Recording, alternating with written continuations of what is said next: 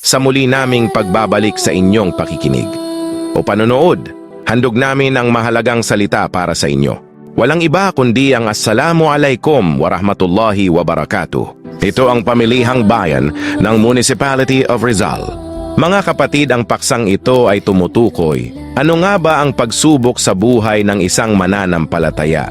Ayon sa Islam, sinusubok ng Allah ang tao hindi dahil sa siya ay nagagalit, kundi dahil sa kanyang dakilang karunungan at pagmamahal. Kasi po mga kapatid, ang buhay sa mundo ay sadyang itinalaga bilang isang lugar ng pagsusulit at hindi bilang permanenteng paraiso. Ganito po yan mga kapatid, para maunawaan natin. Narito ang pangunahing dahilan kung bakit nagpapadala ng pagsubok ang Allah. Una, ang patunayan ang katapatan ng tao sa Allah, ang iman, pananampalataya. Sinusukat nito kung ang tao gaano siya katatag.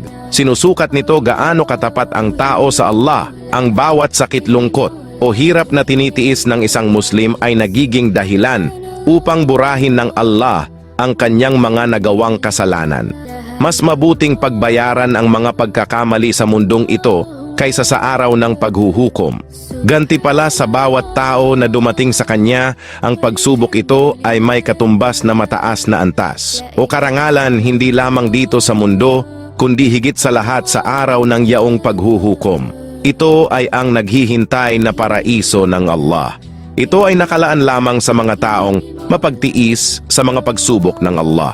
Ang Quran ay naglalaman ng maraming talata na tahasang napakaliwanag tungkol sa layunin kung bakit tayo sinusubukan ng Allah. Surah Al-Baqarah 2, verse 155. Sabi ng Allah, "And we surely rest you with something of fear and hunger and a loss of wealth and lives and fruits. But give good tidings to the patient." Malapit sa kanyang kahulugan, at tiyak na kayo ay aming susubukin sa pamamagitan ng kaunting takot, gutom, kawalan ng kayamanan, ang buhay at ng mga bunga ng inyong pinaghirapan.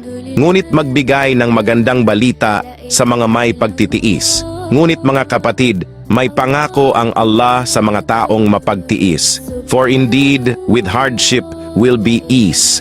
Surah Ash-Shar 94 verse 5 at sa 94 verse 6. Malapit sa kanyang kahulugan, katotohanan, kasabay ng hirap ay may kaluwagan. Yan ang pangako ng Allah sa mga matiisin. Hirap muna, bukas may kaluwagan. Nagmamahal mula sa iyong kapatid, Kuya Mike Burong Omar. Assalamualaikum warahmatullahi wabarakatuh. Subhanallah walhamdulillah, la ilaha illallah.